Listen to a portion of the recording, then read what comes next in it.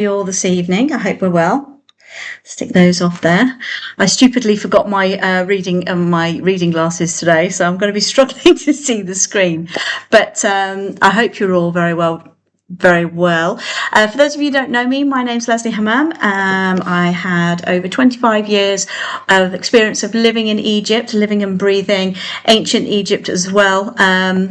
And really getting to know the sites up close and personal. So all the content that I have on my tours is 95% is mine from my time living out there. And I've really got a bit of a passion for it. I really enjoy talking about ancient Egypt and putting a bit of a Leslie spin on it, shall we say. So if you're new, please do say hi in the chat. If you're not new and you're a golden oldie, please say hi as well, so I know who's in and who I'm talking to, and we will get started shortly. So literally, I'm going to have to put my computer all the way back here so I can see the screen. How crazy is that? And I'm sorry, I'm looking like a Yeti again today. I don't know what's going on with my hair. I cut all my hair off and now I can't get used to it. It's mad. Hi, Rosemary. How are you? I hope you're well. So don't be shy. Do say hi. Because I do like to get a bit of interaction going, makes these tours a lot more fun. If you are new here and you're a little bit shy, don't be shy. Just put a hi in the comments and let me know where you're from as well, because it's always interesting to know where people are in the world. So I am in the lovely Stafford at the moment, so not a little bit far away from Egypt right now, but I do plan on going back for some visits very, very soon. A bit cooler, yes, it is a bit cooler. It's a lot nicer than it has been, that's for sure. Hey John, how are you? It's nice to see you on here. Hey Judith, good evening, good evening. Is that Ginny? Hi Ginny, is that Ginny? I'm not shy. Good. I'm glad you're not shy. Hey, Matthew. How are you? I like non-shyness. It's awesome. Be confident. Be confident in yourself. That's what I say. Right. So we are going to be going for a virtual tour through. Where we've got. Hi, Jenny from Hull. You know what, Jenny from Hull? You have a museum that I really need to go and see, actually. Because you have what they think might be an Egyptian longboat there, actually. I don't know if they have it on display in the main museum bit, but I know they do have it down in the basement. And it was found they started excavating, I think it was during World War One, but then World War One broke out, so they had to abandon it. And then I think they managed to get it out of the estuary there during just before World War Two, if my memory serves me correct. But when they did some research on it, it looked like a longboat, an Egyptian longboat, exactly the same when they put it all together. So very, very interesting. I love it. So what museum are we going to do tonight? Well, we're going to do one of my... I always say this every tour, and I don't mean to sound like, because it's like everything's my favourite, but everything is my favourite. And I got very excited about the possibility going to this museum. And this is the Museum of Turin in Italy. So Turin is this lovely, lovely city in Italy, not far from Pisa. You can get a train to Florence from there. It's a very not well visited city, but it has one of the biggest collections of Egyptology outside of Egypt, which is absolutely amazing, just incredible. So what we're going to do is we're going to go through the video, and while we're going through the video, I'm going to talk through some of the notes as well. Let's start with the notes first, actually, so we can actually do a little bit of script so we know what we're talking about to start with. So Turin was actually... It was created in 1824 by King Charles Felix, purchased an enormous collection assembled by, I can't read my notes now, Bernardo Devoty, the French council in Egypt. Okay, so this is where some of the collection came from. Today, the collection has over 40,000 pieces, all right? 40,000 pieces. The collection included 5,260 objects, statues, papyrus, stela, mummies, and more. That same year, Jean-Francois Champollion, the scholar who deciphered the hieroglyphics, used the museum papyrus to test and refine his groundbreaking work. How amazing is that? Champollion's time in Turin also gave rise to the legend and the mysterious disappearance of the Turin King's List. Although the papyrus was later found, some sections remain missing. In 1950, a parapsychologist was even consulted to locate them without success. I mean, can you imagine? So, I was hoping I'd have my reading glasses here, but I don't have those either. I'm going to have to say something to Sam in a bit, I think. So, hi Leslie and everyone. Sorry I'm late. I got distracted taking lunch. Oh, bless you, Annette. Hi. So, let's go to our video. And now I apologise in advance, but YouTube is driving me mental at the moment, and it does insist on putting some adverts in occasionally. So, there will be some adverts, I'm sure, in between this, because this video is 21 minutes long. I could have, if you think I managed to trim down 24 hours in this museum, and I'm not lying when I say this, I went there when it opened. Hey Faith, I went there as soon as the doors opened in the morning, and then 12 hours later I was leaving. So I spent about 12 hours in this museum each day, and the museum is actually located on 5 different levels with a whole progression of literally a way around it. It flows very, very well, and I can't express to you how much it affected me going into this museum, because I'm a great fan of museums. Hi, Sarah. I'm a great fan of museums because I think museums protect the artifacts. They do protect them. And it allows people that aren't able to travel to, say, Egypt, for instance, the ability to be able to see these objects and get close to them and get an interest. And the interest that is sparked by the museums actually creates the archaeologists of the future and the new finds of the future. So I do think that museums are very, very important. I do sometimes wonder if having 40,000 pieces from Egypt is legal in a way, but I have to say they display them beautifully, they look after them, and they're constantly studying them. When I was there, they were actually scanning the Sekhmet statues that they have in the Great Hall to see signs of wear and tear and cracks in them, so that they could actually fix anything before it was too late and the statues crumbled away. So they are always, doing maintenance on and restoration, I should say, not maintenance, restoration on these figures as well, which I think is vitally important to be able to keep these things in good shape for generations to come. But I have to say, when I went into this museum, it all started off fine and dandy, and then I got to one section, and I will point the section out to you when we get to it in the museum, but I just sat down and I just burst into tears, which is very, if you know me, you know that's very unlike me to do that unless I'm on a 100-kilometer ultra challenge and I'm tired. It's the only time that you will see me do that.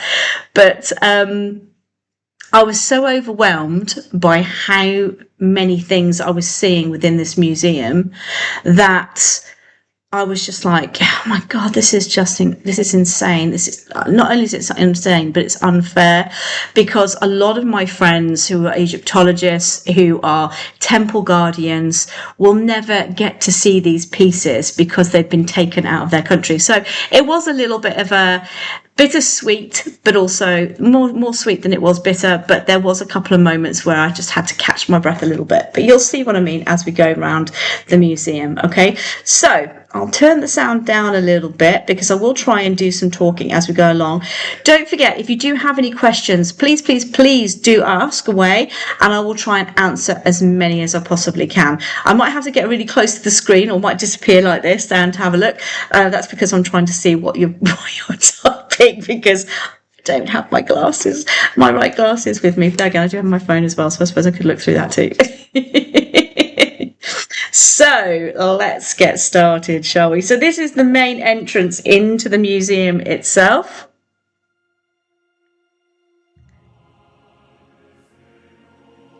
And the entrance. So when I was going through this little bit, I'm like, oh, is this it? I was like a little bit disappointed that, oh my goodness, there's just going to be lots of writing and stuff and it's not going to be very good.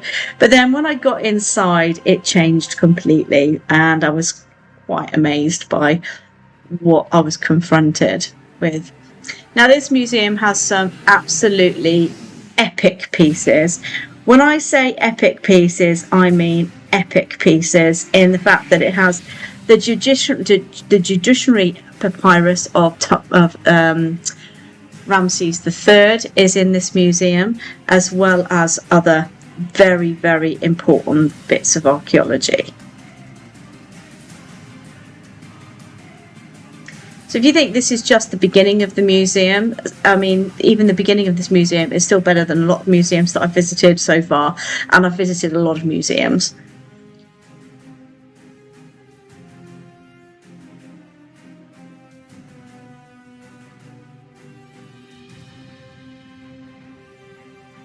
So in this hall, you have an awful lot of the pre-dynastic things. Okay, so the beginning in Egyptian history, you have a lot of those kind of items in there, which again are very interesting. A lot of pieces from Saqqara and the Giza Plateau you'll find in here. You'll also find one of the oldest mummies. So if you are a bit squeamish and you don't want to see unalive people, then you probably will want to skip some of this, but there are some, and they don't actually want to call them mummies anymore. They want to change their names to something else, which I think is a bit ridiculous because they've been known as mummies for centuries, so it's a bit odd. But as you can see, lots of very interesting pieces in here already, and this is just the first gallery. Now this piece I just find fascinating. It's actually what I would call a galabeya. In Arabic, a galabeya is a dress that the Egyptian men and women wear. You have abayas for women and you have galabeyas for men, and you can see, I mean, there's some pretty gnarly stains on this, so not quite sure if it was stained during the wearer's time or whether it's just time damage, who knows for sure. But if I can just go back a little bit onto that, let's just come back onto it a little bit. Hold on. It's the power of being able to go back and forward through videos, which is quite handy. So you would think that this was something quite modern, wouldn't you? But when you look at the material and see the ruffling on it, the detail of the actual the detailing on the galabeya itself, I'm going to call it a galabeya because that's how I would describe this, or this would be like a man's dress almost, or undergarment maybe, but you can see the fine detailing on there. And this, again, these are thousands of years old. So this is I think this is about 4,000 years old, this particular piece, and it just gives you an insight into what the people are like. But I have to say, it looks very long. So the wearer of this was obviously quite tall, but he does look like he had quite thin arms. If you look at it, if you look at the detail of it, and you see how people's body types have changed over the centuries as well. So I find that quite amusing in itself. So this is one of the oldest mummies here. And again, put in just buried in the sand. The other thing that they have in this museum, they actually have pieces of two tombs. So the gallery we're going along at the moment are pieces of wall from tombs. Okay, so these walls were taken away, they were chipped away from the actual tomb itself and then brought to Turin Museum. They also have a mini temple. It is a weird shape. They also have a mini temple, and they have another smaller tomb, which we'll get to see when we get into one of the other rooms within the museum. But again, I can't tell you exactly where all these pieces are from because it would take me quite a while to go through all the research of all those. But this was actually from Lower Egypt, not Upper Egypt. Now, if you remember, or if you know this from any other lectures that I've done, Upper Egypt is from Asyut or Sohaj, down south, the south of the country, and then everything from Asyut up to Cairo, the Delta, is Lower Egypt. And the reason we call it Upper and Lower Egypt is because of the way the Nile runs, because it runs from south to north, okay? So this was actually the room that I had my little breakdown in because of the wooden statues that you find in here. They are absolutely incredible. The detailing on these statues is just immense. I mean, look at them. Look at that. They're like full-size replicas of people, and they are just beautifully carved. I mean, we couldn't do these things today, I don't think. Sort of time were they raiding all this lot from 1824. That's when it started. 1824, 1800s, early 1800s. And I think this is why it's in such good condition, because if it had been kept, I hate to say it, but if it had been kept in Egypt, some of this, it may not have made it to these museums. The mirror, you see that mirror there, the oval shape there, that's a little mirror. I mean, how beautiful is that? Absolutely stunning.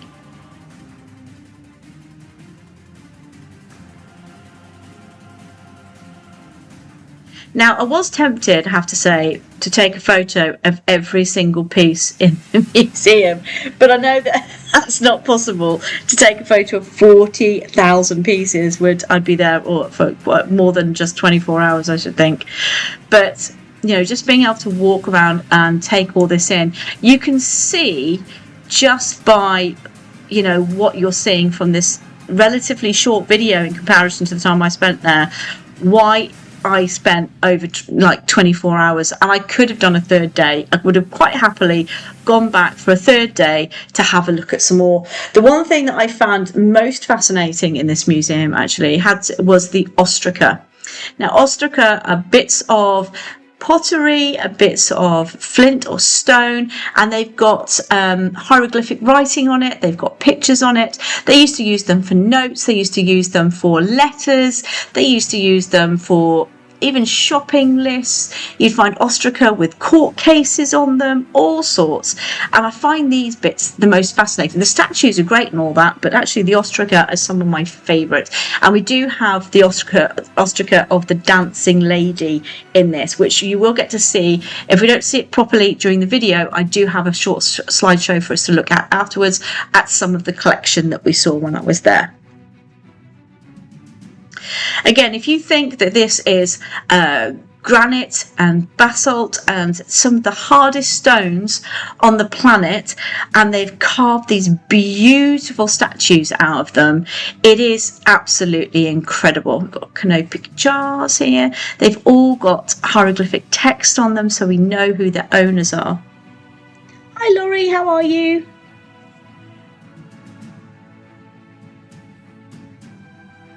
Also, they have a very naughty papyrus here as well. This is the Museum of Turin. So we're in Turin in Italy right now, at one of the biggest collections of ancient Egyptology outside of Egypt. Now, some of the finds that we have here are quite incredible because we have some really beautiful pieces, like living history. So we've got lots of textiles in here. As again, look at these. Oh, hold on a minute. We need to go back a bit. Bear with. Why I'll just take you back. Let's go back and have a look. Hold on. Where was it? There it is. So again, don't these look like the galabeas that you would find the men and women wearing today? Again, just like this big square cloth, quite airy, made of cotton. Just, again, absolutely beautiful. Now, some of these, by the way, are from Tutankhamun's tomb. They actually, it's quite grim. They actually have his loincloths in there. Some of them are clean, some of them aren't clean. That's all I'm going to say. Why you'd put dirty laundry in his tomb, I'm not entirely sure. I think they must have had a bit of a skip day on their laundry day. they put in some dirty loincloths into the mix, which I do have photos of. Obviously not with the stains on, but I mean, you get to see the loincloths anyway.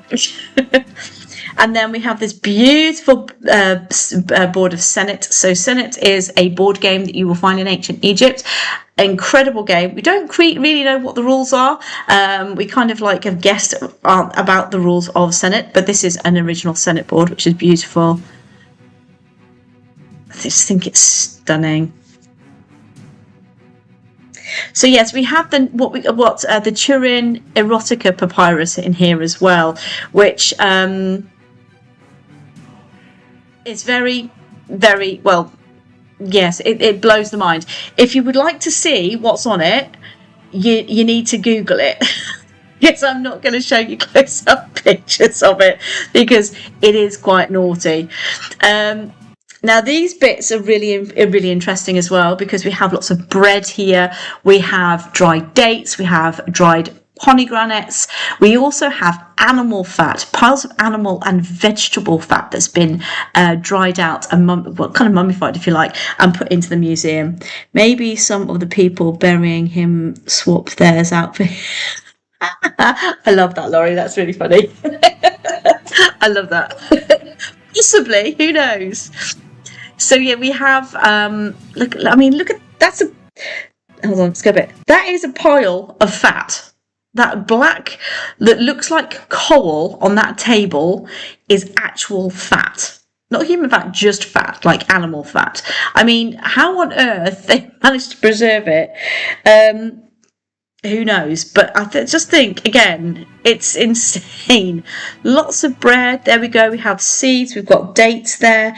We've got figs, pomegranates, you name it. We've got the dom plant, which is delicious, by the way. If you ever get a chance to try dom, please do try some because it is very good. If you put it with hot milk, it tastes like Horlicks. Again, some more fat there for you, some more fat balls. And the beds, I would love to try sleeping on one of these beds with, one of these kind of neck things, right? Because I don't know if it would be comfortable or not, but they must have known something, eh? And again, the textiles are just insanely amazing. Look at them.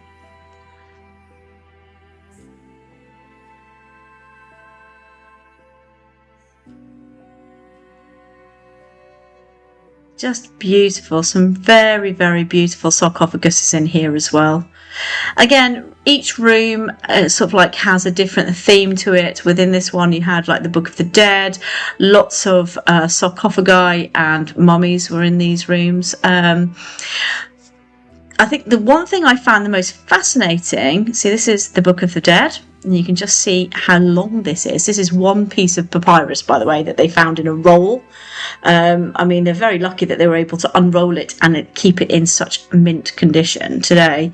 It's just insane. You have to excuse my wobbliness because I thought I was walking straight, but apparently I wasn't. This was before I had my hip replacement, so this is why I'm so wonky. And this is with a gimbal. Look how long that is. It's like very, very long. It's about 4 or 5 meters long or something ridiculous. It just goes on and on. This is the Book of the Dead, so being able to give you like hints and tips in the and how to get into the afterlife.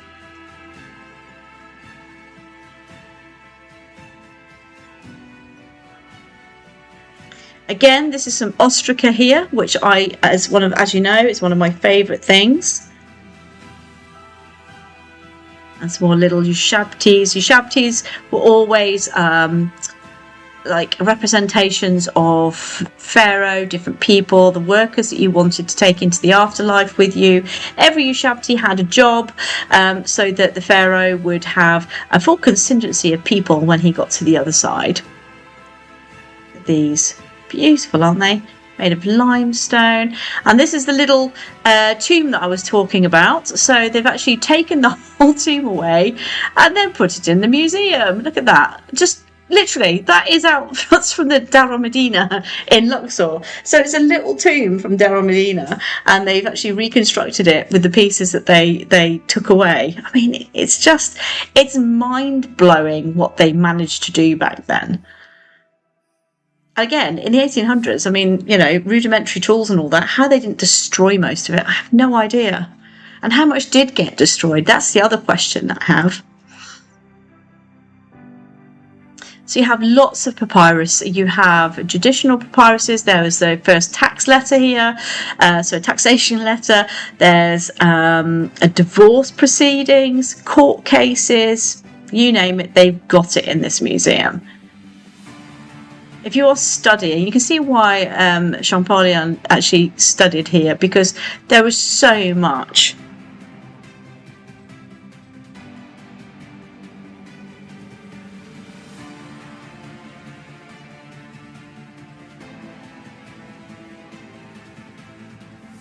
Definitely a place I need to go and revisit again. Really is.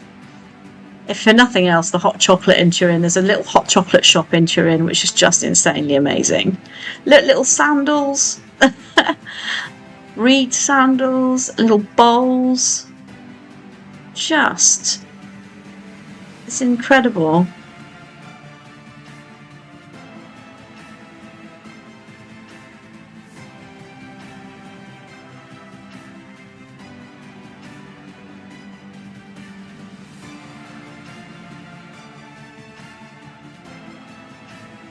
More papyri. I think that one was the Book of Gates. Don't quote me on that, but I think it might have been the Book of Gates. But, you know, all these different papyruses are just done with such, you know, attention to detail, I think is the word. So in this room, it's a long gallery, as you can see, and we have an awful lot of sarcophaguses in here. Okay, so lots of sarcophagi in here.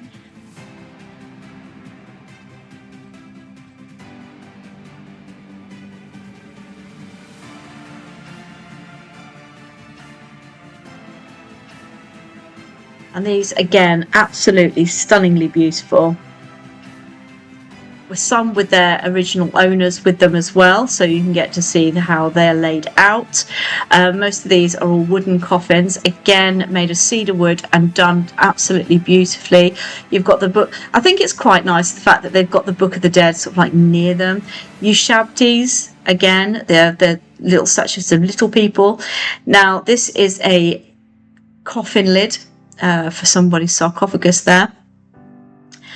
Now, what always makes me chuckle to myself sometimes is you can imagine you're a pharaoh, you've been buried with your ushabtis and all your possessions and everything. You get to the afterlife, and then you wake up one morning and your cook's gone missing, or your cleaner's gone missing, or your gardener's gone missing, or your nurse has gone missing, and you're like, where have all my people gone? This is pharaoh in the afterlife, and the reason they've gone missing is somebody's raided your tomb and taken all your workers and put them in museums across the world. Can you imagine?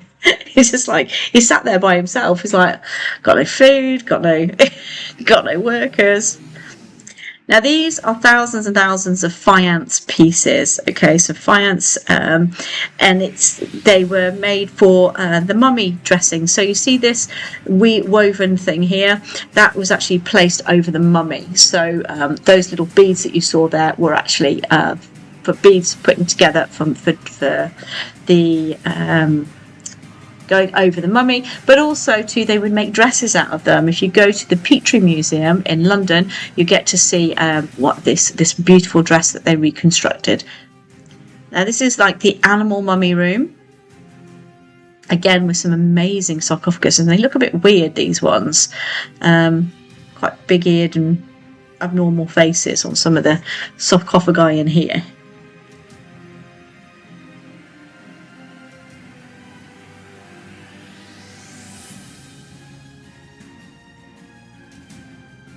You spend all day there. I actually spent 2 days there, Sarah. 2 whole days I did. It was so easy though. So easy.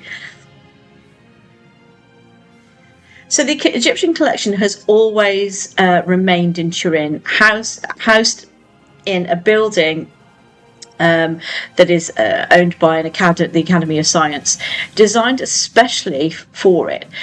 Only during World War II were some of the objects temporarily moved into the town for safekeeping. In 2004, the Italian government transformed the museum into a foundation, making it more of a prominent building and collection as part of the national experiment in museum preservation.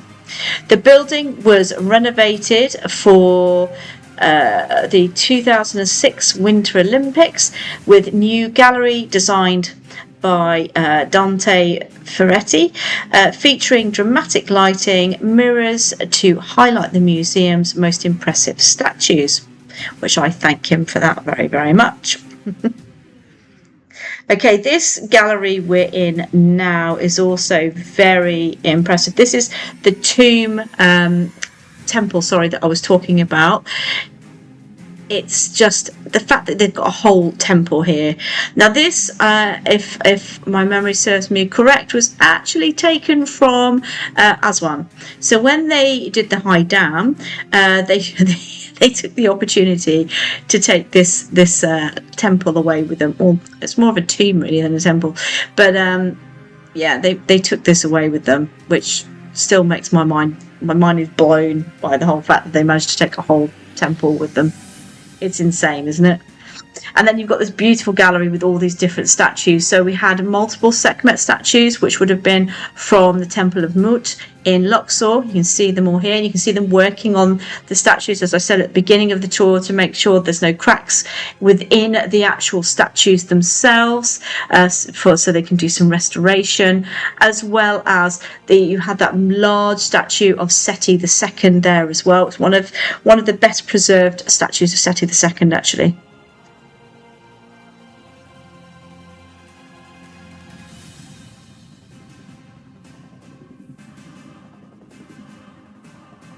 So you've got, again, I thought the standing statue with Sekhmet, with her whole the standing statue of Sekhmet, I thought the only one that we had was actually in Karnak Temple. So I was really shocked when I found there was more of them. Now, this was a side collection. Now, when I went to Turin, the reason why I wanted to go there originally was to see the judiciary papyrus for Ramses III and the King's List. And I spent the whole of the first day looking for it, couldn't find it, started to get really upset, asked a few museum staff if they knew where it was. They hadn't got a clue what I was talking about either. So I was like, oh my goodness, I've come all this way and now I'm never going to see it. And it was part of my research that I was doing into Ramses III at the time. And it was only just towards the end of our second day there that we noticed there was an extra exhibition, and the extra exhibition was on writing, hieroglyphics, and papyrus and things like this, and all writing and Champollion and how the hieroglyphics were deciphered and all of this. So we went and had a look, and I was so happy I could have cried again, because at the end of this exhibition, which we're going to see in a minute, is that judiciary papyrus, which outlines all the people that were involved in the murder of Ramses III and the court case that took place during that time. So it was a real amazing thing for me to actually get to see, and I was so happy I managed to find it. And then we have the King's List as well, which we touched on a little bit, that somebody tried to steal in the early days, and they've only found some of it. But again, it gives us a real good look into what the original King's List or another King's List is. As we know, the one in Abydos has a lot of the pharaohs missing because Ramses didn't think that half of the pharaohs were worth mentioning, especially the female ones. This is the ostraca that I'm talking about, and some of the pictures. I do have these on a slideshow as well that I will show you in a little while as well. But again, some amazing pieces. I could make this video last, if I went back and did it all again, probably 2 or 3 hours long, just going around really slowly showing you all these amazing pieces within this museum. It's just incredible. I still can't believe the fat balls. I mean, that's hilarious, really, isn't it?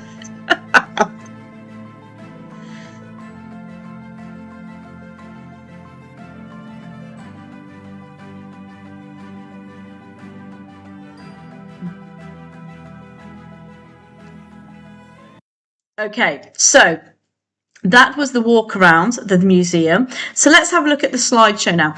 Now, has anybody got any questions before we go on actually to the slideshow about what you've seen so far before we carry on with the tour? Also, just a little quick side note. These tours are free to join, but if you would like to support my channel, you can actually buy me a coffee or buy me a glass of wine in this case. And what it does, it just helps support the hours that are spent editing videos, researching content, and bringing these lectures to you. So if you would like to support the channel, I would be very, very grateful, as always. The link is there. Not only is that the link to buy me a coffee, but also you can see what future tours are coming up. I will be putting a load more tours on tomorrow, as well as morning tours as well.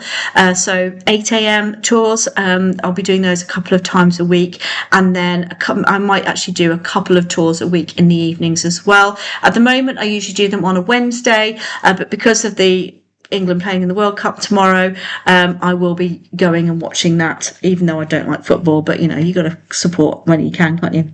It is the Judiciary Papyrus in hieroglyphics or early language. It's in hieroglyphics. I don't know if I put a picture of it in the slideshow. Let me have a look. Let's go through it. So this is, again, the entrance to the museum. It's a beautiful building. Here we have, these are like makeup and personal care items. So you've got a mirror, you've got you've got the little kohol, what's that in English? It's an eyeliner dipping jars, and like makeup boxes and combs as well. So a bit of self-care. Everyone likes a little bit of self-care. It does take some working out, yes. So these are some of like the little carved shabtis. These are done in wood, you can see here, but aren't they beautiful? All shapes and sizes, and different hairdos, different colour skin, you know, they got everything going on here. This is you can see it you might have to adjust your eyes a little bit here, but you've got a pharaoh, and I think this was Ahmes Nefertari here because of the black skin that she's got. It wasn't because she was a lady of colour, it was because she was deified. So because Ahmes Nefertari ended up having such an amazing reputation of being bringing so much to her country and to Egypt, and the people actually deified her. So you will find stuff all over the place in tombs, little like images of her in tombs. This, for instance, stelas, and all sorts of other bits and pieces where they've actually either made her skin the colour, blackened her skin, or they've made it blue, which was a representation of that she had actually been deified and now she was a goddess.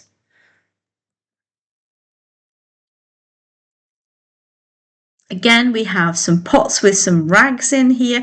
So these are canopic jars. What we're seeing in there is that will be a jar that either has stomach content, intestines in, maybe a liver, maybe lungs. It's one of those jars. Okay, so what they do is they put these things in bags, and then they put resin in there, and it hardens up so that it's not going anywhere. So that blackening is actually resin.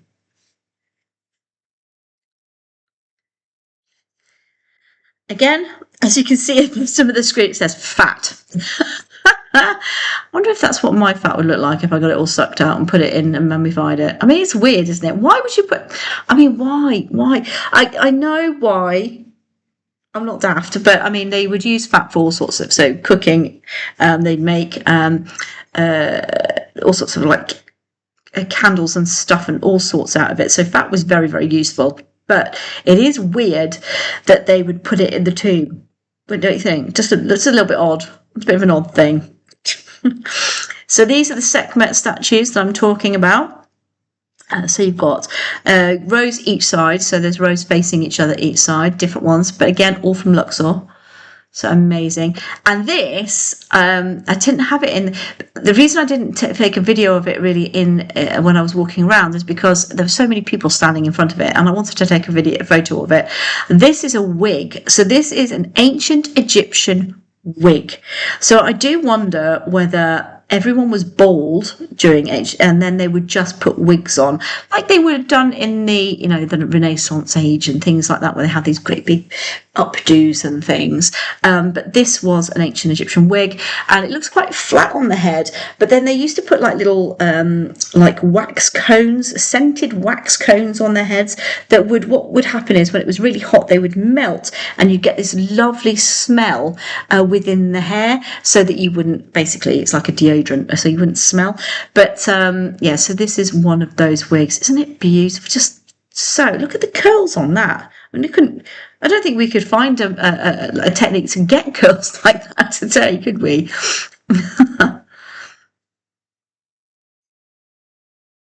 Then the beading I told you about earlier. So the beading, the faience beads made into this like mesh, and it covers as a protector over the mummy there.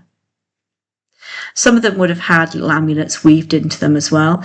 So this is ostraca. So this has got, and I'm not quite, don't ask me what's on this one because I'm not sure, but it looks like a list to me.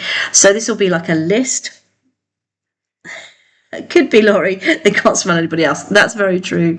So this is a list of something. So it could be an accounting list. It could be a shopping list, anything. So as I said, any bit of flint would do, and then they would write their lists on them.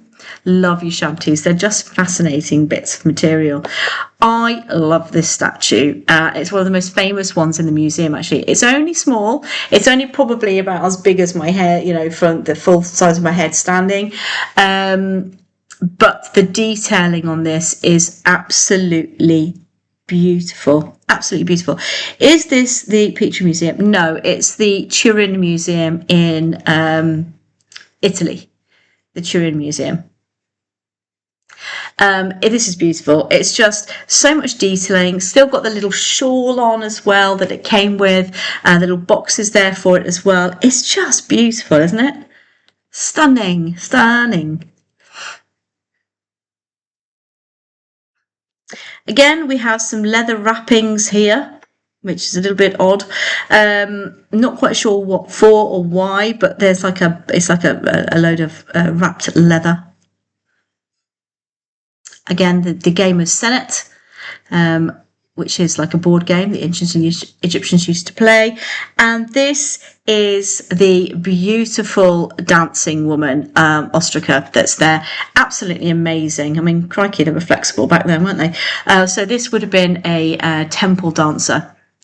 So just unbelievable, unbelievable. They actually did an X-ray on the mummy of a temple dancer and found that she was full of, I think it was poppy and blue lotus medicines, because the poor woman, she was a dancer, but she was riddled full of arthritis. She'd had broken bones. It was just, I want to do a tour on her actually, and so we can actually talk about her story a little bit, but absolutely incredible. These women put themselves through some major injuries by doing the temple dancing that they did, but her arms do look a bit long in this though, don't they?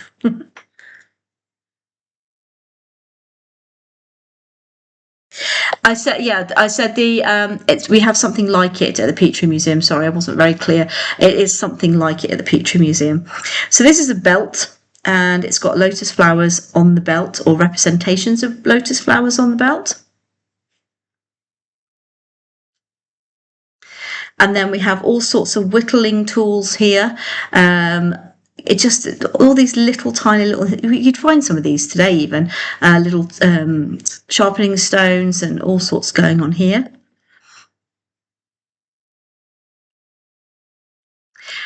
The famous loincloths. You can't see the ones that are hanging up that have got stains on them, but these are Tutankhamun's loincloths, just in case you missed it and just in case you wanted to know about them. These his loincloths found in his tomb in the Valley of the Kings in 1922 by Howard Carter. So yeah, interesting, that one, isn't it? I mean, really, I mean, they must have, when they sold these to Turin Museum, they must have thought they were getting rid of something quite vile and grotesque. So you think it's like, would you like to have Tutankhamun's loincloth? Yes, you would. Great, here you are. British must have been laughing about that one. And then these are like little ivory tags, and there was quite a few of them. They're only small. This makes it look bigger, but they're only small. This is the tomb that we saw in the video, so you can see how the tomb was shaped. It was only a small tomb, but still very, very intricately detailed, and it's just a shame that so much of it missing, which means that it was possibly hacked away and those bits just didn't survive the journey, which is really sad. Then we have the temple that is from Aswan. Yes, it is. It is very similar to the Petrie in some ways.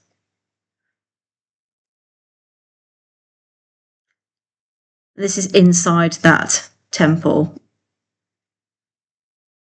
And then this beautiful statue here. Unfortunately, it's Ramses, but you know, and he's wearing the blue crown of war, the war crown. So that's what he's wearing on his head there. So there you go. That is the Museum of Turin. Excuse the state of me, because I've been fiddling with my hair while we've been going around the tour. The Turin Museum in Italy. I do say to anybody that if you ever do go to Italy and you'd like to do something like this, please do visit Turin, because it is worth it. It's not cheap. It's about €25 a day to get in there, 20 or 25 euros a day. Bones came from there, my little mummy that I carry on my rucksack everywhere I go. But then you can get a train journey down to Florence or across Florence. I'm not quite sure how the geography goes there, but they also have a fantastic museum in Florence with Egyptology in there as well. So that's you can get two really good museums in the space of 45 minutes from each other, which I think is really amazing.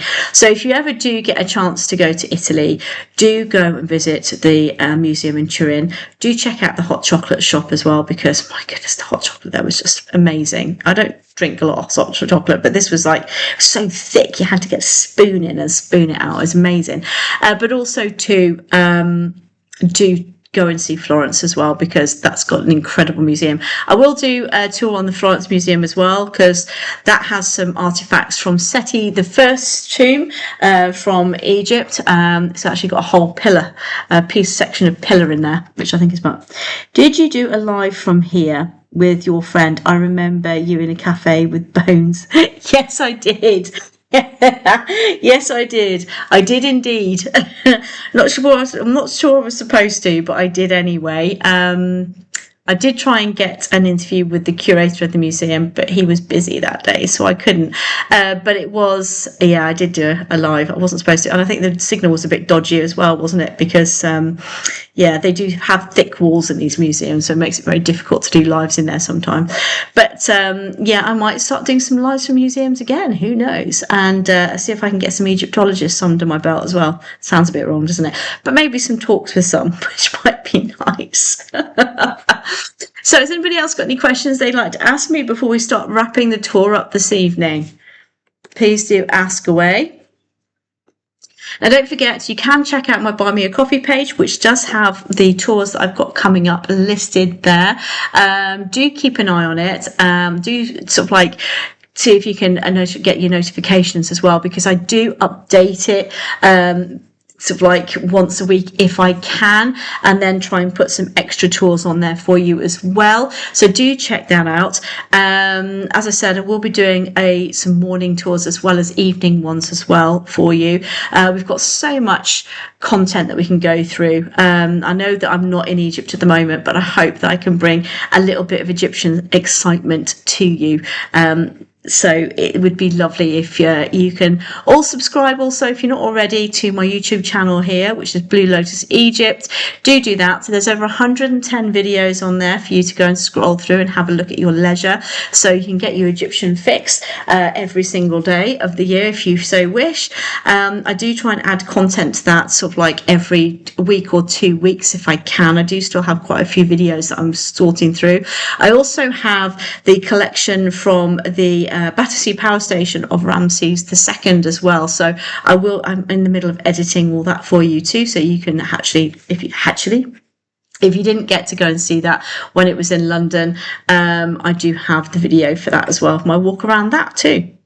So that is it for me this evening, guys. Thank you so much for joining me. It's been my pleasure as always. Thank you for some of the amazing questions that you've asked. As I said, if you can buy me a coffee, I would be eternally grateful, because it just helps fund all the research and everything, all the time spent on these tours as well, and possibly another haircut, because this is looking a little bit awful this evening. So sorry about that.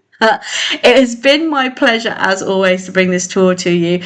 Next week, what are we doing next week? Let's have a look on my list. I think we're going for a virtual walk around Karnak next week, actually. I think that's where we're going next week. Going back to my old stomping ground, we are. Yep, we're exploring Karnak Temple next week, and then the week after, we are going to go and look at who the goddess Sekhmet is and why she was so important in ancient Egypt. And then that week also, or the following week, I actually have a cooking class for you too. So do check that out. Events live are from Facebook. I think that's what they're called. You know what? I've got a brain like a sieve these days. It's really bad. I think I need to go and get myself checked out, honestly. Live stream events, virtual tours, travel and tours. I will post the link for you for their Facebook page. You can go to their site on Facebook, and there's lots and lots and lots of different tours going on all the time. So do check out some of those tours if you're not already, and you can go to their events calendar and you will find me in there as well. But if you want a quick way of finding me, just go to my Buy Me a Coffee page. It's a lot simpler. So thanks very much for joining me this evening, guys. It's been my absolute pleasure. My name's been Leslie Hammam, and I've had a great time showing you around the Italian Museum of Turin. So until next time, have a wonderful, wonderful day. Stay safe out there. If you're watching the football tomorrow, enjoy. Who knows if it's coming home or not? We'll find out tomorrow. But until next time, have a great day. Thanks so much for coming. It's been my pleasure. See you next time. Love to all. Bye for now. Bye.